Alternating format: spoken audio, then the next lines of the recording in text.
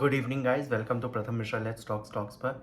आज हम बात करेंगे कि क्या सेबी का नया पेपर आया, रिसर्च पेपर, जिसमें कंसल्टेशन पेपर है बेसिकली, जहाँ पे म्यूचुअल फंड होल्डर्स के लिए लगभग कई फ़ायदा उन्होंने प्रपोज किया है। और अगर ये इम्प्लीमेंट हो जाएगा तो बहुत ही एक अच्छा प्रॉफिट होगा। पर हम उसके बारे में ज़रूर अभी बात करेंगे, पर उसके पहले हम बात कर लेते हैं कि कैसा रहा 2 मिनट इंडियन मार्केट पे। और इंडियन मार्केट में आज तेज़ी रही। ट्रंप ने बोला कि शायद वो इंडियन अपने डील पे, टैरिफ यूएस डील पे, हम इंडिया यूएस टैरिफ डील पे हम बहुत नज़दीक पहुंच रहे हैं, तो उसका एक पॉजिटिव सेंटिमेंट हमें देखने को मिला। काफ़ी अच्छी आज मार्केट रही। आज नीचे से ऊपर लगातार मार्केट चढ़ती चली गई और हमने देखा काफ़ी सेक्टर्स थे जिन्होंने अच्छा परफॉर्म किया। लगभग मेटल सेक्टर ने, हम लगातार कहते आ रहे थे अपने वीडियोस में, लगातार एक महीने से बताते आ रहे कि मेटल सेक्टर में कैसे तेज़ी दिख रही है, लगातार बन रही है। और मेटल सेक्टर ने आज ऑल टाइम हाई भी अपना टच किया है और काफ़ी शेयर्स में हमें ऊपर देखने को मिले हैं। ऑयल एंड गैस, इन सब सेक्टर्स में भी काफ़ी हमें तेज़ी देखने को मिली है। तो हम देख सकते हैं काफ़ी मिला जुला अच्छा रहा मार्केट आज।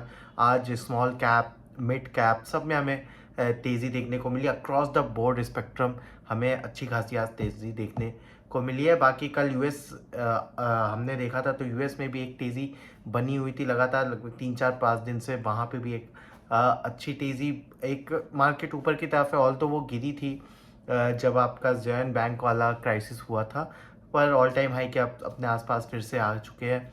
आज आज एफएमसी है, फेडरल रिजर्व की मीटिंग है, जिसमें आज उन्हें 25 बेसिस पॉइंट का एक रेट कट करना है। तो 25 बेसिस पॉइंट का रेट कट के बाद, उसके बाद जो हमारे लिए सबसे इम्पॉर्टेंट चीज़ होगी कि क्या हो रहा है, वो हमें कमेंट्री सुनने की होगी कि जेरोम पॉवेल क्या कमेंट्री करते हैं, जो कि फेडरल रिजर्व के चेयरमैन हैं। और वहाँ पे हमने पहले भी आपको यूट्यूब वीडियोस में बता रखा है कि हमें सिर्फ एक वर्ड देखना रहेगा कि हॉकिश वो बोल रहे हैं कि डविश बोल रहे हैं। एक बार कमेंट्री आ जाए, उसके बाद जो हमें एनालिसिस आता है, जो पेपर में आता है, जो न्यूज़पेपर में आता है, हम कल जब सुबह पढ़ेंगे या हेडलाइंस आएगी, तो हमें एक चीज़ देखनी है कि हॉकिश टोन है कि डविश टोन है। अगर डविश टोन होती है तो मतलब वो इक्विटी या स्टॉक मार्केट या शेयर मार्केट के लिए बहुत अच्छी चीज़ होती है। और अगर हमें हॉकिश टोन लिख कर आता है, तो वो वहाँ से हम देखेंगे कि मार्केट नीचे गिरेगी।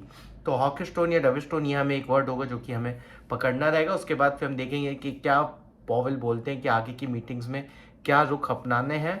अगर वो बोलेंगे कि रेट कट है ऑन द कार्ड्स और रेट कट हम करेंगे, तो वो और अच्छी खबर होगी। दिसंबर मीटिंग में, जो दिसंबर की फेडरल रिजर्व की मीटिंग है, उसमें भी रेट कट है। आरबीआई की मीटिंग में भी शायद 1 दिसंबर में रेट कट होगा। तो रेट कट जैसे जैसे होगा, हमें वो बहुत ही अच्छी, हमारे लिए बहुत ही पॉजिटिव खबर रहेगी वो चीज़ की। उसके बाद फिर हम देखें तो जापानीज़ मार्केट, तो एशियन मार्केट में भी आज तेज़ी देखने को मिली। काफ़ी सब तेज़ी था तो दुनिया भर में देखने को मिला। गोल्ड एक नीचे की तरफ सस्टेन कर रहा है, गोल्ड ऊपर नहीं बढ़ पा रहा है। क्या दिवाली के समय उसने अपना ऑल टाइम हाई बना दिया है कि नहीं, वो वक्त बताएगा। पर जो समय एक अच्छी अच्छी एक बहुत यूफोरिया हमें लोग को दिख रहा था कि हर कोई गोल्ड की तरफ भाग रहा था, वो एक थोड़ा सा थमता हुआ दिख रहा है हमें। तो थोड़ा सा 10% गिरा है, बहुत ज़्यादा तो नहीं गिरा है, पर 10% गोल्ड गिरा है। तो एक किस्म से इट्स अ नाइस थिंग कि अगर हम वहाँ से देखें कि शायद एक यूफोरिया जो है वो थोड़ा शांत हुआ है। देखते हैं गोल्ड का आगे चल के क्या चलता है। बिटकॉइन भी उसी लेवल पे चल रहा है। तो एक किस्म से थोड़ी जो एक तरफा हर तरफ जो हम देख रहे थे पिछले 3 4 6 महीने से, कि एक तरफ सा तेज़ी आ रही थी हर जगह, चाहे वो मेटल सेक्टर हो, चाहे वो आपका बिटकॉइन हो, फिएट करेंसीज हो, आपके मेटल हो, इक्विटीज़ हो, हर चीज़ में एक तेज़ी बनती आई थी। तो वो थोड़ा सा थमी है, थोड़ा वक्त हुआ है। पर जो मेन चीज़ है, एआई कंपनीज़ पे हमारी नज़र रहेगी। एआई कंपनीज जब तक तेज़ी से बढ़ रही हैं, तब तक वो चीज़ हमें थोड़ी सी स्ट्रेंथ देखने को मिलेगी।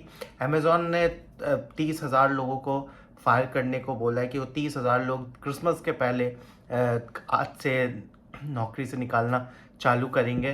तो ऐसा कुछ नहीं है कि उनके पास बिजनेस कम हो रहा है या कुछ हो रहा है। ऑल दो एआई जो आ रहा है, उससे उनके जो कई कॉस्ट हैं वो, या काम है वो, बेटर स्पीड से होंगे, बेटर तेज़ी से होंगे। तो उस चीज़ से उन्हें जो फ़ायदा है, उस चीज़ को, उसका फ़ायदा उठाने की एक कोशिश करेंगे। और ये हम यूएस कंपनीज में अक्रॉस द बोर्ड देखेंगे ये चीज़। ऑल तो 2022 में भी अमेज़ॉन ने एक अच्छी खासी फायरिंग करी थी, लोगों को जॉब से निकाला था।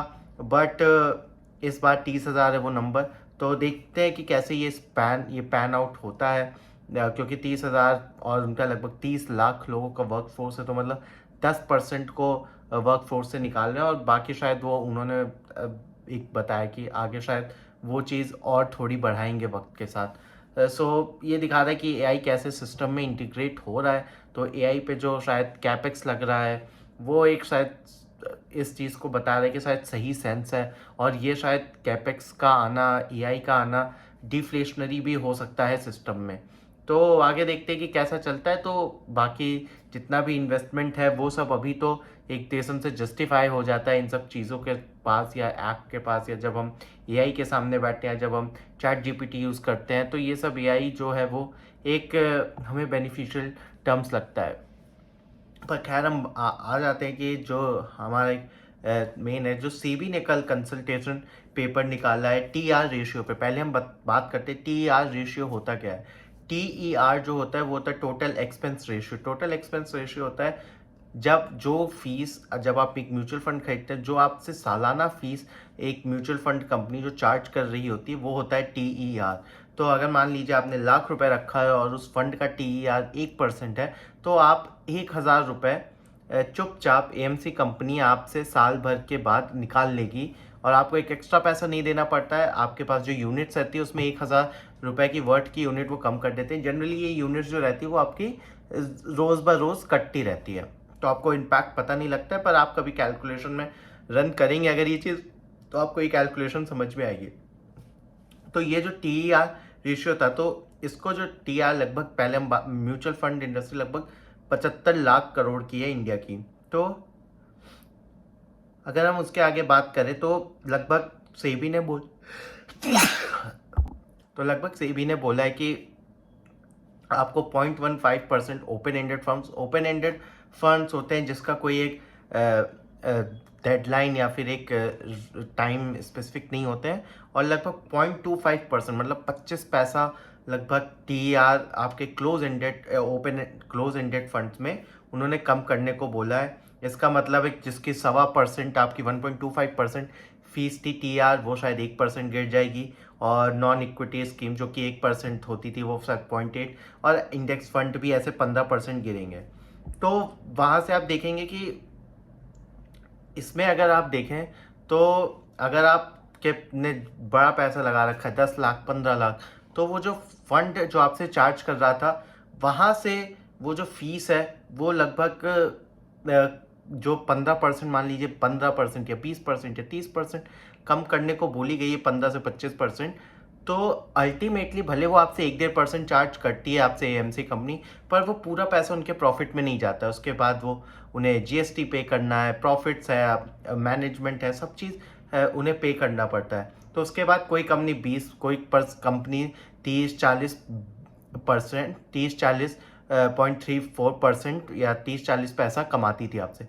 पर वहाँ से अगर आप 15% या 10% घटेगा तो एक किस्म से 25-30% का ब्लो है उन एएमसी कंपनीज के लिए। पर ये जो सेबी कंसल्टेशन पेपर था वो यहाँ तक नहीं रुका था। उसके बाद उन्होंने बोला कि एक उन्होंने additional 5 basis point, 5 basis point का मतलब होता है 0.05%, मतलब 5 पैसा। तो 100 रुपये, मतलब आपने 100 रुपये डाला है तो उसमें आपको 5 पैसा देना पड़ता है। तो 5 बेसिस पॉइंट उन्होंने, पहले एक रेगुलेशन आया था कि जब आपको बोला गया था कि आप डाल सकते हो, क्योंकि तब एक रेगुलेशन आया था कि आपका जो क्लोजिंग होता है जब आप स्कीम से निकलते थे तो जो आपको दिया जाता था, तो वो कंपनसेट करने के लिए वो 5 बेसिस पॉइंट दिया गया था एक एक्स्ट्रा एएमसीज को चार्ज करने के लिए, अब वो भी हटा दिया गया है। मतलब 5 बेसिस पॉइंट यहाँ से भी आपका जो टीआर है वो कम हो जाएगा। तो ये भी बेनिफिट एक इन्वेस्टर को ही जाना है इस चीज़ का। उसके बाद फिर जो उन्होंने एक बताया कि ब्रोकरेज कॉस्ट, अब ब्रोकरेज कॉस्ट में एक बहुत बड़ी तब्दीली आई है, जिसके कारण आपने देखा कि नुवामा, 361, मोतीलाल ओसवाल, इन सब के शेयर्स लगभग एक समय 10-10% भी गिरे आज।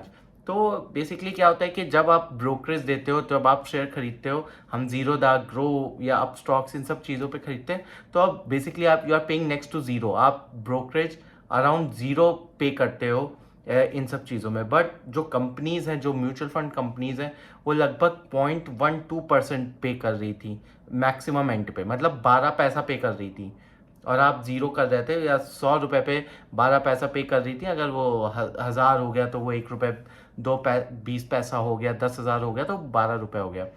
पर क्योंकि ये 0.12% था, इसको सेबी ने बोला है कि इसको आपको गिरा के 0.02% करना पड़ेगा। और 0.12% लेने का क्या औचित्य था, या क्या तरीका था, या क्या रीजनिंग थी, रैशनल था इसके पीछे। रैशनल ये दिया जाता था कि अगर आप देखेंगे तो नुवामा वेल्थ की या मोतीलाल ओसवाल की आपके पास रिसर्च रिपोर्ट्स आती हैं, तो वो जो रिसर्च रिपोर्ट्स थी वो शायद इनको भी दी जाती थी, तो वो जो रिसर्च दी जाती थी वो पैसा उस जो आपको ब्रोकरेज कॉस्ट होती थी उसमें इंक्लूड करी जाती थी। तो यही डिफरेंस हो जाता था आपको, जो आप जीरो डिस्काउंट ब्रोकर्स में आप ट्रेड करते हो और नॉर्मल ट्रेडिशनल ब्रोकर्स जो रहते हैं। तो नॉर्मल ट्रेडिशनल ब्रोकर्स आपको रिसर्च भी प्रोवाइड करते हैं, रिसर्च रिपोर्ट्स, उन सब की एक कॉस्टिंग होती है। तो सेबी का मानना है कि आप जब एक अपने टीआर कॉस्ट कर रहे हो, तो आप वहाँ पे भी अपना एक रिसर्च, मैनेजमेंट फीस, इन सब से चार्ज लेते हो, क्लाइंट और कस्टमर से और इन्वेस्टर से। और जैसे ही आप जब इक्विटी या फिर जब आप अपने ट्रांजैक्शन कर रहे हो, उसमें भी आप एक हायर कॉस्ट दे के आप रिसर्च का पैसा उस ब्रोकरेज हाउस को दे रहे हो। तो इसका मतलब है जो इन्वेस्टर है वो 2 बार ब्रोकरेज में रिसर्च का पैसा दे रहा है, एक ब्रोकरेज हाउस को भी दे रहा है, ऊपर से जो एएमसी है उसको भी दे रहा है। तो वहाँ पे मतलब आप 2 बार ही पे कर रहे हो। तो और सेबी ने बोला है कि ये जो पूरी जिम्मेदारी है रिसर्च करने की, वो पूरी it lies in the hand of AMC, मतलब एसेट मैनेजमेंट कंपनी। उसी को ही पूरा रिसर्च करना है, उसी को ही पूरा देना है। तो इस कारण से ब्रोकरेज जो हाउसेस जो हैं उनकी फीस जो है लगभग 0.12% से घटा के 0.02% बोली गई है। मतलब लगभग 80-85% का कट करने को इन्होंने लगभग पूरा एंड टू एंड बोल दिया। और उन्होंने बोला कि आर्बिट्राज फंड जितना कम कॉस्ट करते, पर शायद आर्बिट्राज फंड उतना रिसर्च नहीं होता है, रिसर्च की नीड नहीं होती आर्बिट्राज फंड को, तो शायद इसलिए उनकी फीस इतनी कम है। तो उन्होंने बोला है कि आपको इस अपने लाइन पे ला के रखना है। उसके बाद उन्होंने बोला है कि आप जितना भी एसटीटी पे कर रहे हो, आप जितना जीएसटी पे कर रहे हो, ये सब जो चीज़ें हैं उसको आपको एक अलग से हमें बता के करना पड़ेगा, वो आप टीआर में नहीं डालोगे। और स्टैंप ड्यूटी, तो ये सब चीज़ें टीआर लिमिट से हटा दी जाएंगी, और जिसके ऊपर जो जीएसटी होगा वो, पर ये काफ़ी ज़्यादा टेक्निकल हो जाएगा। पर मोटा माटी जो है, तो अगर आप देखें तो काफ़ी ये बहुत ही एक हार्ड खबर आई है। ऑल्दो ये कंसल्टेंट पेपर है, और लगभग 17 नवंबर तक बोला गया इस पे जवाब देने के लिए। ये पेपर सेम पहले भी आ चुका है, तब शायद इतना ईगर नहीं हुआ था, काफ़ी एक रेजिस्टेंस आया था, पर वही same to same approximately consult paper दोबारा सेबी ने वापस दे दिया है।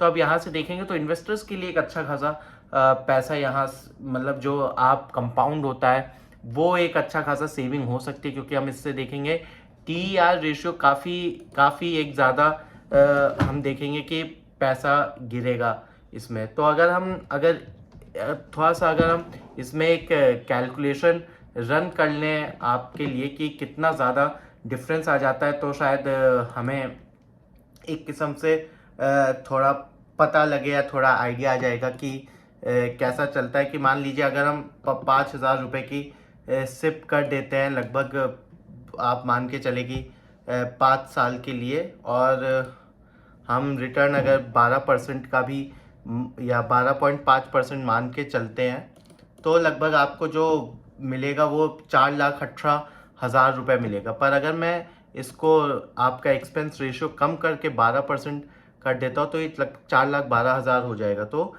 ये जो हम 0.2 0.5 इधर इधर परसेंटेज देख रहे हैं, उसका इम्पैक्ट आप देखेंगे तो ये काफ़ी इम्पैक्ट आने को मिलेगा। अगर 50,000 रुपये मैं 5-5 साल के लिए भी डाल रहा हूँ, और अगर मैं इसको 20 साल के लिए डालूँ 50,000 रुपये और 12% पे लगभग, तो मुझे 5 करोड़ रुपए होगा। और अगर मैं इसको अब देखूँगा, अगर मेरे ये जैसी ये सब चीज़ें चेंज होंगी, तो लगभग 5,35,00,000 हो जाना है। तो मैं देखूँगा कि लगभग 6 से 7% का भी डिफरेंस आ जा रहा है, अगर आप जिसको होराइजन जितना। तो अगर आप अभी हो और ये रेगुलेशन हिट होता है, और अगर आप अगले 20 साल तक पैसा डाल रहे हो, तो ये 0.12% इतना छोटा नहीं रहेगा। ये आपका लगभग 7 से 8% का भी डिफरेंस 20% के टाइम में क्रिएट कर देगा। तो ये है कंपाउंड का मैजिक। तो जो हम 1.12% या 0.2% बोल रहे हैं, ये जैसी जैसे अपना कंपाउंड होगा ये काफ़ी ज़्यादा बढ़ जाएगा, 5 बेसिस पॉइंट वहाँ पे, और फिर जैसे जैसे रेशियोज कम करने को बोले गए हैं। पर अभी जैसे जो नियम रहता है वो एक रहता है कि अगर आप जितने कम AUM की फीस में लगाएंगे, जितना उस एसेट मैनेजमेंट कंपनी के पास कितना कम पैसा है, आप एक्सपेंस रेशियो उतना ज़्यादा देते हैं।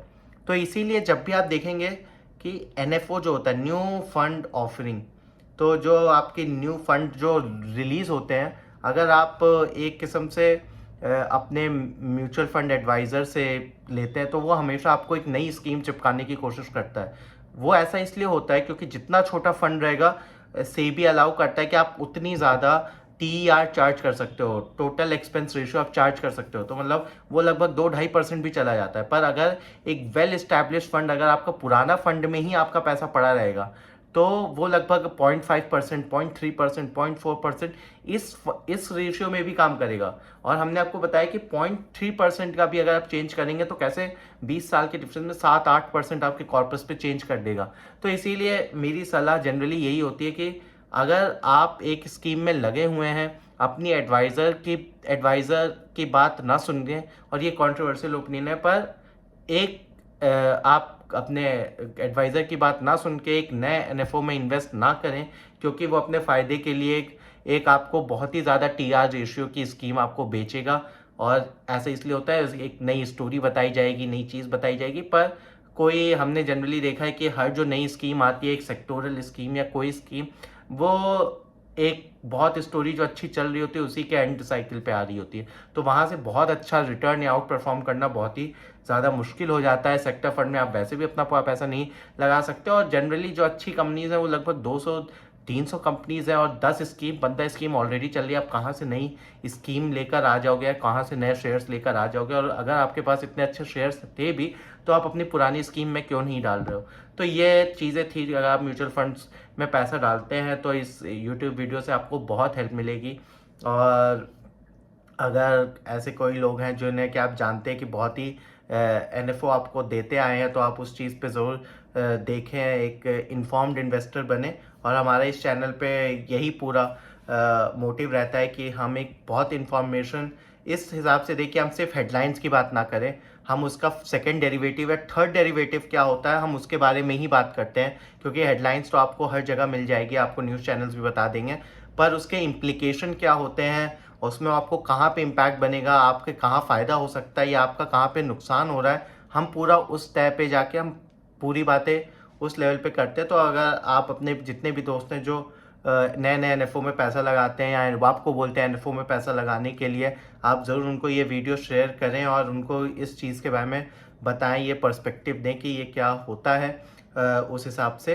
तो बाकी thank you so very much आज के लिए, आज की मार्केट के लिए इतना ही। बाकी रिजल्ट सीज़न ऑन है, और भी जैसे जैसे कंपनीज़ के अच्छे रिजल्ट्स या जो भी रिजल्ट्स आ रहे होंगे हम उसको कवर करते जाएंगे, और टॉप कंपनीज और सेक्टर की जो कि अच्छा रिजल्ट प्रोड्यूस कर रही हैं हम उनको लेके आते रहेंगे। Thank you so very much. आप ज़रूर लाइक करें, कमेंट करें, सब्सक्राइब करें। So very much.